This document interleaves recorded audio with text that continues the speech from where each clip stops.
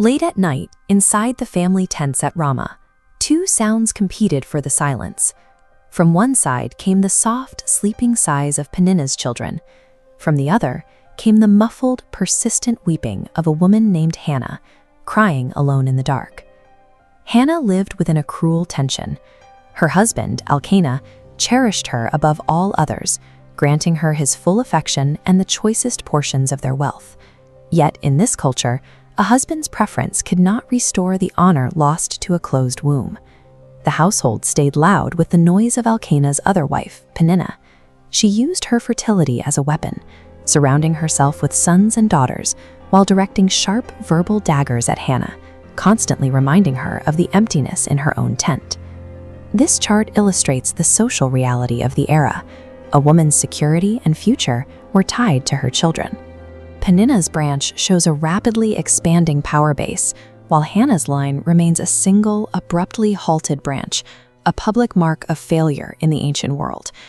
Despite being surrounded by family, Hannah existed in a profound vacuum. She lived with the weight of being culturally destitute and the growing fear that God had simply forgotten she existed. Every year, the family traveled the winding desert road to the tabernacle at Shiloh. While other families ran ahead with songs of harvest and celebration, Hannah walked with slow, heavy steps, her posture matching the dry and barren landscape around her. Peninnah specifically chose the holy atmosphere of Shiloh to amplify her mockery. In a place designated for Thanksgiving, she flaunted her blessings in Hannah's face, turning a time of worship into a season of public humiliation. At the festival feast, Elkanah placed the best portion of meat on Hannah's plate, asking if his love was not better than 10 sons. But the gesture failed to reach her. Paralyzed by grief, Hannah could no longer eat, the internal pressure of her sorrow finally reaching its limit. The silence of heaven often feels most suffocating in the places built for praise.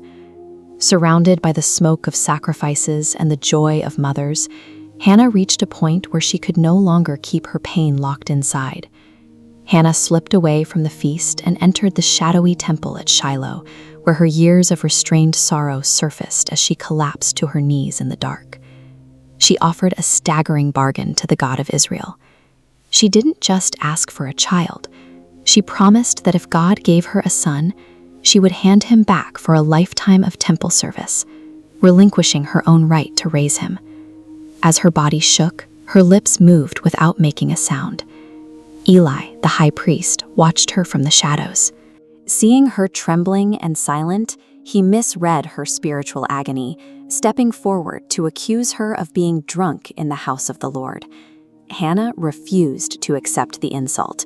She looked at the priest and explained that she was a woman troubled in spirit, pouring out her soul before God. Humbled by her honesty, Eli's suspicion turned to a blessing. "Go in peace, and may the God of Israel grant what you have asked." Something shifted in the silence. Hannah returned to the camp and finally ate, her face no longer downcast. She found peace in the prayer itself, carrying a quiet assurance before she had any physical evidence of a miracle. Back in Ramah, the daily rhythm resumed. Then came the subtle, then undeniable signs that God had remembered her. Hannah conceived, and in due time, she gave birth to a son. She named the boy Samuel, which means, "because I asked the Lord for him." The name served as a living monument to the conversation she had in the temple shadows, a permanent reminder of her answered plea. For several years, Hannah raised Samuel, acutely aware that each passing day brought her closer to the deadline of her promise. She nursed him and cared for him, knowing these moments of motherhood were a finite gift. When the boy was weaned, Hannah returned to Shiloh. She stood tall on this pavement and found Eli, reminding him that she was the woman who had stood there years ago, praying through her tears. She handed her young son to the priest, finalizing the covenant she made in the dark. It was a deliberate exchange of her private motherhood for the fulfillment of a sacred vow that would outlive them both. Hannah walked away with empty arms, but the years of silence were finally over. Instead of weeping, she unleashed a prophetic song of worship that echoed through the temple courts. Her song declared a specific truth about God: that he humbles the proud and exalts the lowly. She proclaimed that the Lord brings life out of barrenness, turning a personal victory into a declaration of how God deals with all of Israel. Hannah's connection to Samuel continued through the years. Every year, she stitched a new linen robe and carried it to him at the temple. God eventually blessed her with 5 more children, filling her household in Ramah with the laughter she had once only heard from others. The woman once mocked for her empty silence became the voice that defined her nation's theology.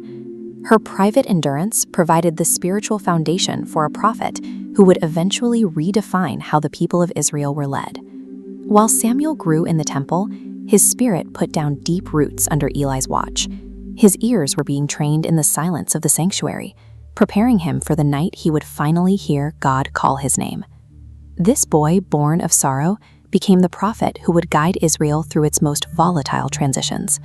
Samuel was the judge and kingmaker who anointed David, shifting the nation from a collection of tribes into a unified kingdom. The authority Samuel carried as a prophet leads directly back to a single night at Shiloh. The national shift he initiated began with a woman who refused to stop praying when heaven seemed silent. Hannah's story suggests that divine silence is often a form of preparation. Through her persistence, a moment of individual grief became the catalyst for a national change in leadership, proving that a faithful prayer in the dark can move the world. If you enjoyed watching this video, do like the video and please subscribe to Jesus Tell Tales channel for more such videos in the future.